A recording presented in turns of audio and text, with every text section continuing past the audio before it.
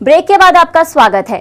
कटिहार के हसनगंज में एक चलंत मेगा लोक अदालत का आयोजन किया गया। लोक अदालत के आयोजन का मुख्य उद्देश्य ग्रामीण इलाकों में आपराधिक घटनाओं के साथ साथ कई मामलों का जल्द से जल्द निवारण करना है। लेकिन यहां लगाई गई मेगा लोक अदालत से जो बातें सामने आई है वो काफी चौंकाने वाली थी।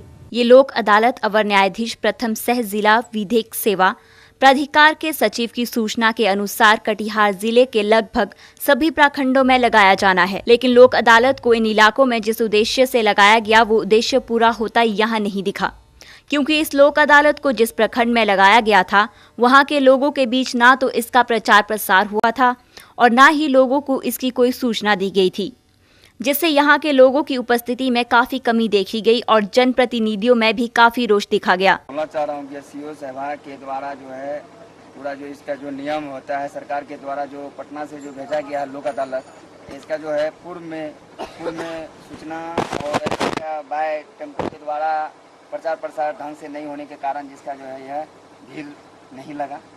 नहीं तो अगर पूरे प्रचार के साथ होता तो इसका भीड़ ज्यादा संख्या में से पब्लिक अपना जो है निष्पादन अच्छे ढंग से होता। वहीं इस इलाके के लोगों का इस मामले में एक अलग ही तर्क था। उनका कहना था कि वो इस लोक अदालत में सिर्फ एक ही मामले के निष्पादन की बात कह रही है और वो भी मानते हैं कि इसके प्रचार प्रसार में कमी रही है। अदालत में एक मामला का निष्पादन हुआ है और सब मामला को बोला गया है कि मामला के बारे में बोला गया है कि संडे को भेंट करेंगे ब्रांच मैनेजर से और सभी जो है ऋणी और जितना लोग को हम लोग नोटिस दिए थे सभी ऋणी पहुँच नहीं पाए हैं और जो आए हैं वो अपना पासबुक और अपना सभी कागजात लेकर नहीं आए हैं, इसलिए वो बोले हैं कि सब कागजात लेकर संडे को। खैर बात चाहे जो भी हो, सरकार का उद्देश्य होता है कि चलत लोक अदालत के माध्यम से जल्द मुकदमों का निपटारा करना कामयाब होगा, मगर प्रचार प्रसार में कमी के कारण ये उद्देश्य पूरा नहीं होता दिख रहा। शेखपुरा जिले में महिला उत्पीड़न की बढ़ती घटनाओं और न्याय न मिलने के चलते महिलाओं की उदासीनता को बढ़ावा मिला है। लेकिन वहीं दूसरी तरफ महिला एसपी के आ जाने से महिलाओं में एक नई उम्मीद जगी है। शेखपुरा एसपी अनसुया रण सिंह साहू के आवास और कार्यालय पर पीड़ित महिलाओं की भीड़ बराबर देखी जाती है, जिनमें कोई दहेज उत्पीड़न की शिकार है तो कई घरेलू हिंसा की।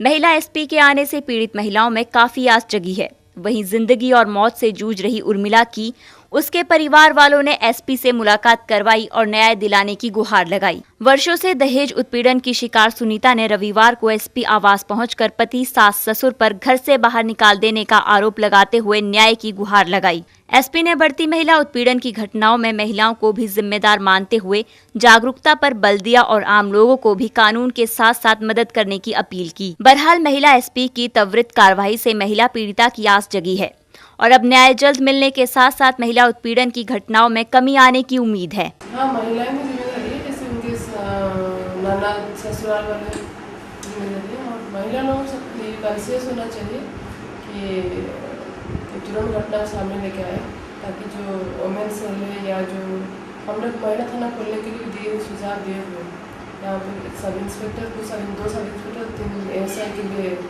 मांग किए, तो उन लोग भी अपना कॉन्शियस रहे। जैसे ही घटना घटती है शुरुआत स्टेज में हमारे पास लेके आए, ताकि घटना बहुत देर तक चली जाती, वो उसके हस्बैंड दूसरा से शादी कर लेते हैं, तब तक वो समझौता की स्थिति पर नहीं रहता है, वो केस की स्थिति पर आ जाती है और उस केस के बाद दोनों तरफ के लोगों को मिलाना थोड़ा मुश्किल होता है, क्योंकि एक दूसरे के लिए रिवेंजफुल हो जाते हैं।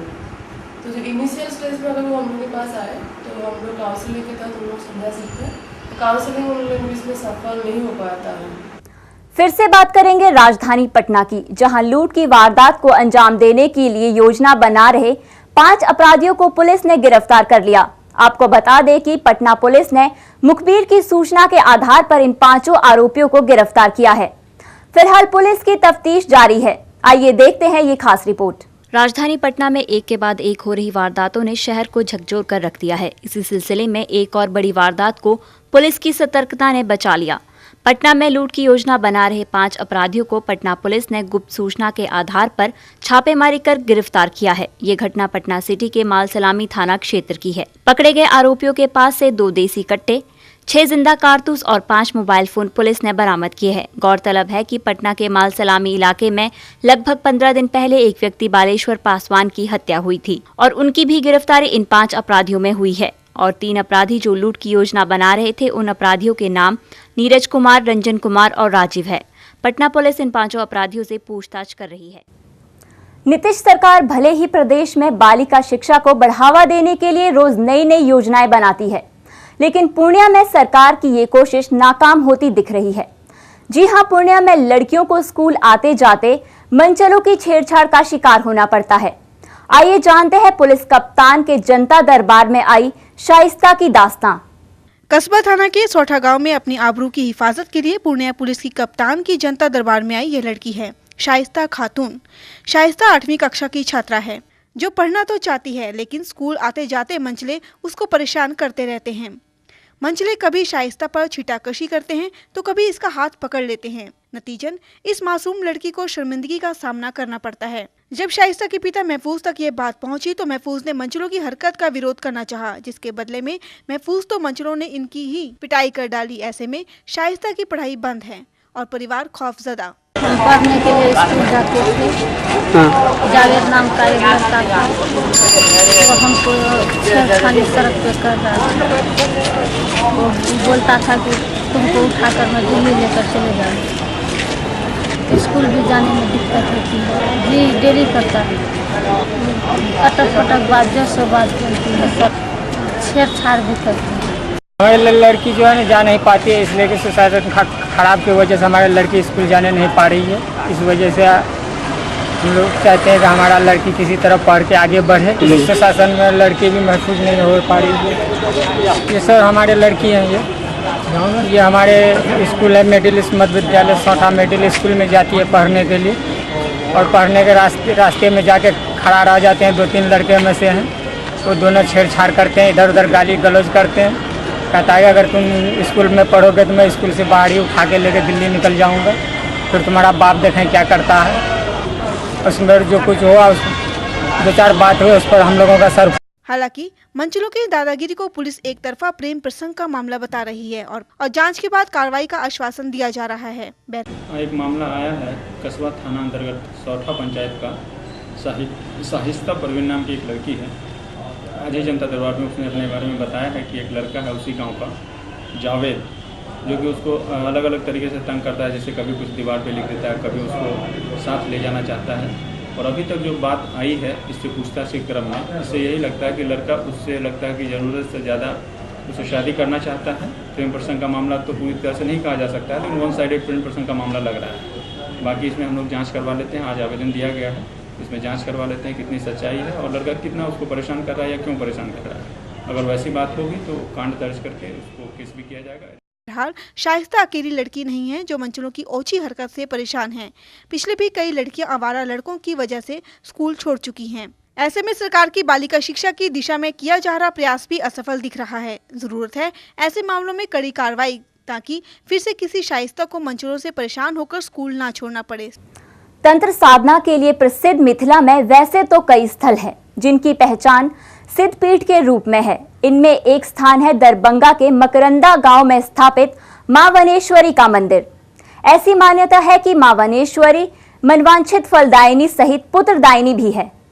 चतुर्दिग गांव की सतह में लगभग 7 से 10 फीट ऊंचा वाणेश्वरी परिसर, जिसे स्थानीय लोग डी कहते हैं, एक ऐतिहासिक धरोहर है। कुछ बुजुर्ग कहते हैं कि मुगल काल में ही वानभट्ट नामक किसी हिंदू वीर पुरुष की सुपुत्री के रूप में वाणेश्वरी के जन्म लेने एवं मुसलमान शासक द्वारा इनके सुंदरतम रूप की चर्चा सुनकर बलपूर्वक उठा लेने के क्रम में इन्हें प्रस्तर रूप के धारण कर लेने के तथ्य को उदित करते हैं। मंदिर से तटे पूरब एक तालाब से देवी वाणेश्वरी की मूर्ति का निकलना तो ठोस सत्य है, जिसे ग्रामीणों ने इस डी पर एक पीपल के पेड़ से नीचे स्थापित कर पूजा अर्चना प्रारंभ की। कई भक्तों को अपनी इच्छा के अनुरूप फल कई प्राप्ति हुई। दरभंगा के महाराज लक्ष्मेश्वर सिंह की धर्मपत्नी महारानी लक्ष्मीवती ने देवी की पूजा अर्चना कर देवी से अपने राय बहादुर श्रीनाथ मिश्र की पुत्रवान होने की याचना की, ताकि वंश वृद्धि हो। साथ ही मन्नत मांगी कि भतीजे के जन्मोपरांत इस स्थान पर भव्य मंदिर का निर्माण करवाएगी।